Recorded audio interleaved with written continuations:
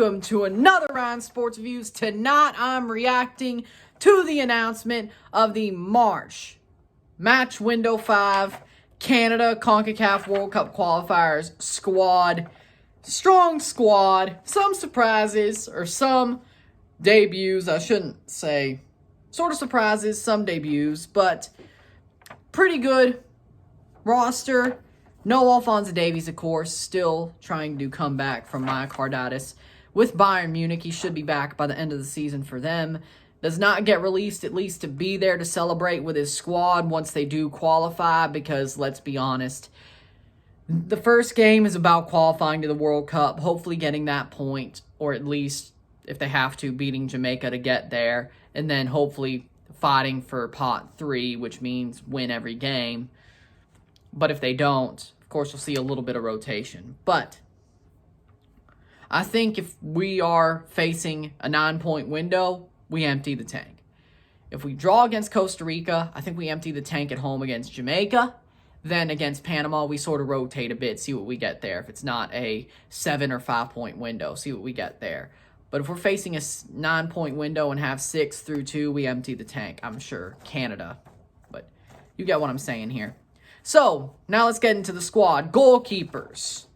Milan Borjan plays in Serbia for FK Crvena Zvezda, of course. The captain, the number 1, played every qualifier besides the October qualifiers because he was injured there, didn't get called up. Maxime Crépeau started those 3.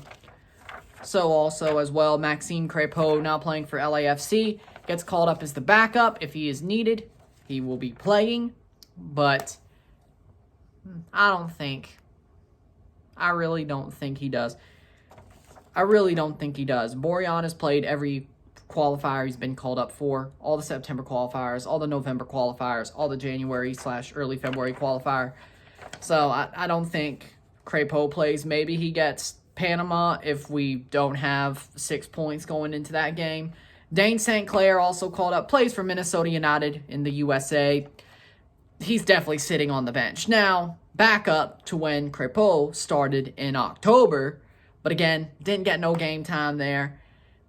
Think he did get some game time in the early rounds, but I think he did get some game time in the early rounds, if I'm not mistaken. But that's a year ago. Maybe I'm forgetting wrong. Maybe I'm remembering wrong. But no Sebastian Breza. No James Panamis. Not really shocking. I mean, Breza's had some howlers.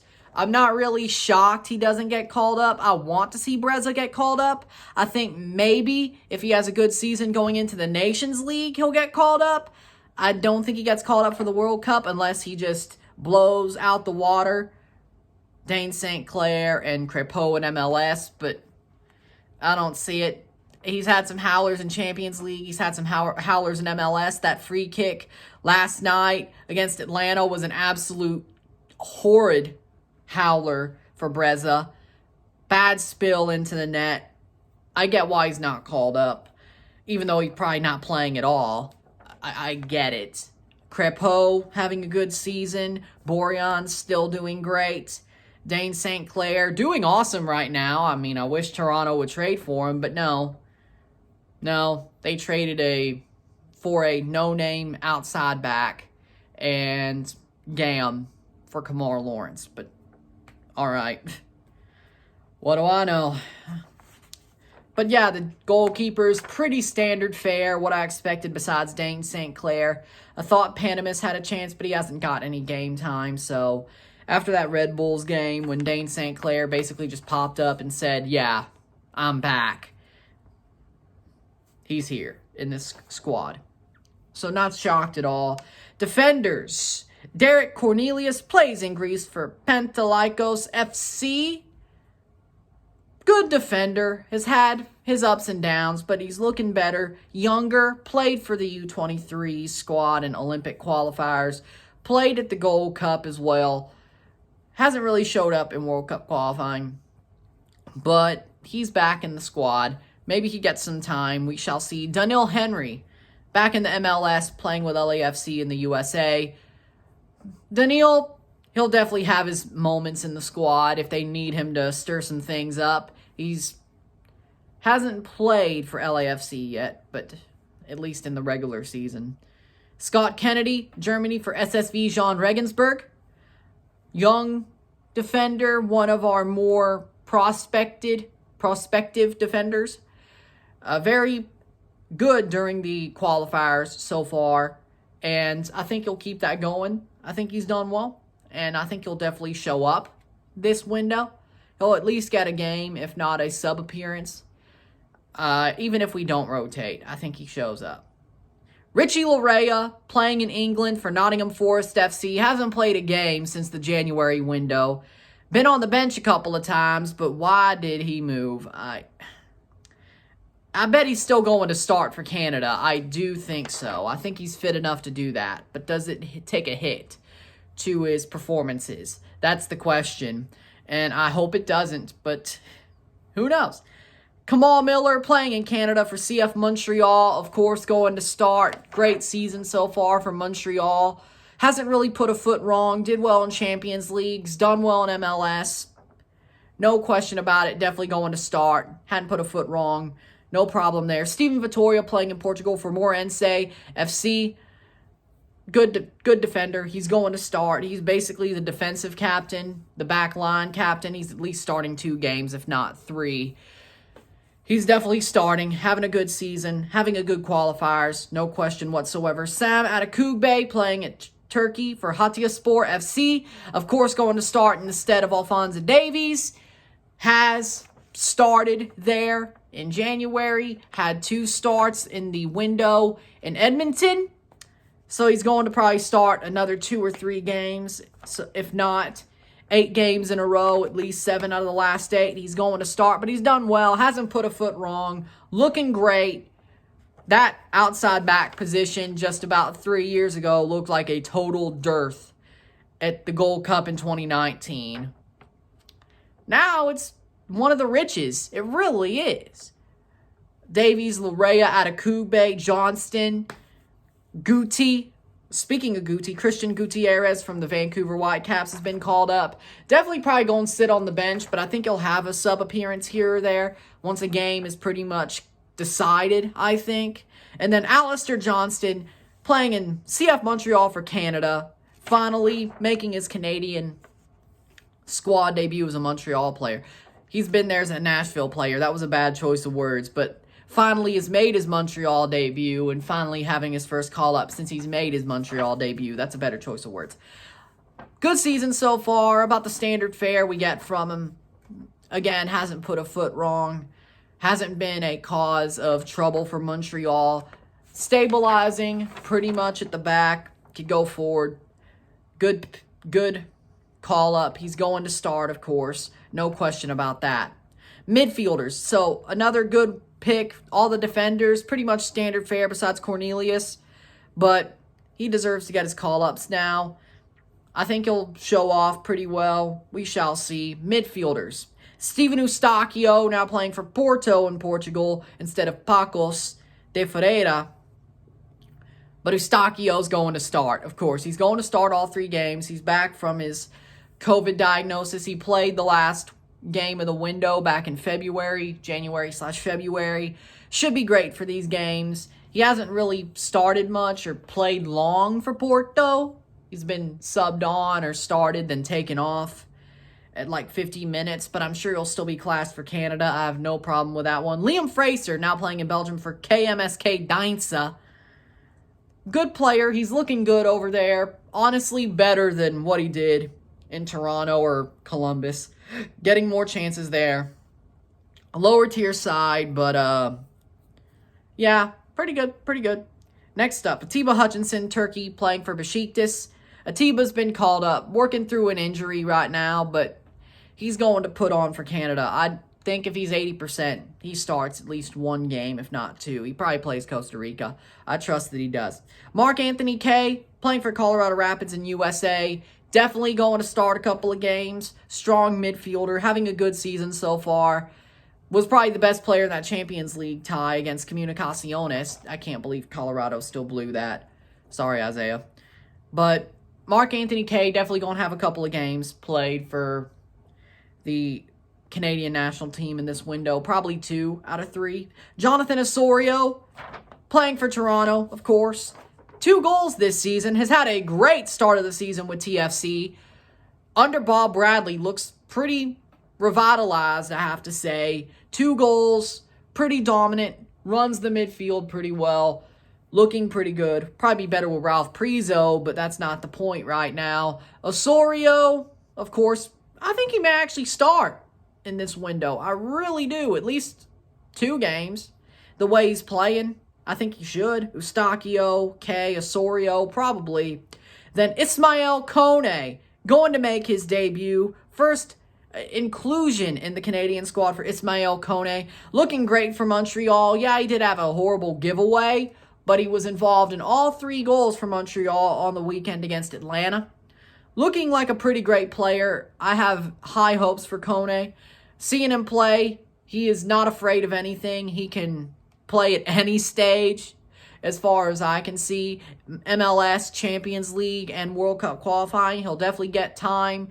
I don't think he starts a game, but I do think he definitely gets subbed in once or twice.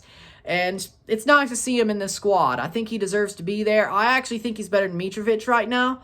Now, some Canadian fans disagree with that, but I don't think Canada is in the position or wants to give call-ups just to cap tie somebody. Kone has earned this call-up.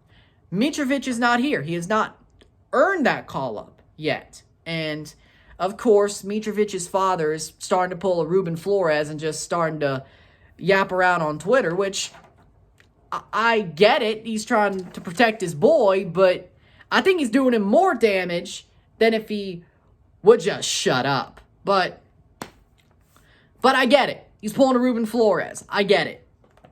Why? Why are we dealing with these people? Why is Canada dealing with these people? Flores, and that's honestly going full of our ball, going full Ruben Flores. I don't like it. Kone's earned this call-up. Stop yapping about it on Twitter. That's all I'm going to say. I'm sorry. I'm not going to lie. Okay? Kone earned this call-up. Mitrovic didn't. Shut up about it. The Mitrovic camp. Whether it's people who think Mitrovic is better, his family, himself, but he really ain't talking about it. Shut up about it. Kone earned this call-up. Not Mitrovic. Calm down. Calm down, okay? I don't want to hear it. Now the forwards. Tejan Buchanan playing for Club Brugge in Belgium. Great. Doing pretty good in his time with the Club Brugge. Of course, he's going to start with Canada no matter what anyway. I mean, kind of like Larea. Even if it went tits up, he'd still be starting. So, have no problem with that one. Lucas Cavallini for the Vancouver Whitecaps, Canada. Mr. Fubar himself.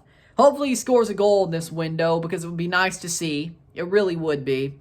He'll get his time. He'll get a good couple of sub appearances. And, I feel like he will score. Just feel like he will. Jonathan David playing for Lille at France. Hitting a little bit of a slow patch, a rough patch in form. But I definitely think he's going to show out with Canada. I think he'll be just fine. Definitely. I'm not worried about it. Junior Hoylett playing for Reading in England, of course. Junior Hoylett, the elder statesman, definitely going to play on the wing. Still do give easy, great performances. He always does. Kyle Larin playing for Besiktas right now. Again, hitting a slow patch in form, which is not really great when both your strikers are hitting a slow patch in form. But again, Kyle Larin, I don't think that matters. He still dominates CONCACAF, and these aren't really high-level teams we're playing. We're just playing teams that are really hungry, but I think that's a difference. And, of course, the two of them that are really hungry are away, but I still think we got it. Liam Miller playing for Basel. He could definitely have some time, and I think he definitely could have a say in this window with the fact that David and Larin are on a low patch in form, a low time with their form. And finally, Ike Ugbo, parent club, KRC Genk, been loaned out to ES Troyes in France. Ike Ugbo, again, definitely could have a say here. Getting a third call-up here, Ike Ugbo. And I like what he's doing. He looked well in November. Didn't really show up in January, but I think this is the time for him to break out and maybe have a hero cold hero portion to his name, even though he's a great striker. This is the moment for him to make an impact, and it'd be very, very much appreciated for Canada. I have to say that for sure. So with this squad, it's a very simple squad. There are a couple of surprises / new players, new names, or less called up names, but I'm fine with the squad. I think it'll be just fine to get a win at Costa Rica, a win against Jamaica, and a win against Panama. In Panama, if not a draw, we're at least getting a 7-point window, if not a 9-point window. I'm very certain about that. I trust that Canada will do what they're supposed to do. They're a good team. They could do anything. They'll run through a wall for John Herdman. Herdman called up a good squad, but he always calls up a pretty good squad. He hasn't put a foot wrong on his picks, so I'm not going to question him. I'm not. I don't think you should either. He hasn't put a foot wrong. I'm not going to question. I don't think any of us should question. It's a good squad, and it's a strong squad, and I think Canada have picked the right people to send us to the World Cup and fight for that third pot 3, and it's a good squad. It's a really good squad. I'm happy with it. Couple of surprises, but I think it's surprises that could benefit us, not hurt us in the long run. And I think Kone deserved it more to be that last guy than Mitrovic. I really do. Watching Kone play and Mitrovic play, Kone is just better. He's more quality. I don't care if he plays in MLS. He's more quality. He is. So with that being said, if you like this video, like and share, subscribe. You know what it is. Tell all your friends. Hit that subscribe button. Hit that like button. Hit that join button or that link in my description. $1.99 a month or $4.99 a month. Anything's appreciated. Help support the channel as well. Comment on this video. Send super chats on the live streams. Put some playlists. Share some friends and family. All that great stuff. On Wednesday, of course, I will have my predictions for the CONCACAF World Cup qualifiers. Match window 5. You will hear all my predictions for the last 12 matches of the World Cup qualifiers. And, of course, not really the final table prediction because what's the point? Right, just the predictions of the matches. And then on Thursday, of course, you will see me for live watch-along and RSR for Costa Rica versus Canada. Can we do what the U.S. hasn't and win in Costa Rica? I think we can. But we shall see. Can Canada qualify on that fateful night, or will it be pushed to Jamaica at home? Or will they be able to party on that Sunday afternoon and just fight for that third pot? We shall see. But I'm Ryan, and I'm out. Peace. See you later. And good squad. And I hope you enjoyed this surprise video. But I thought for historical sake, we should make this video. And I did. So, hopefully you enjoyed this. It's historical sake. Hope you enjoyed this video. I'm out. Peace.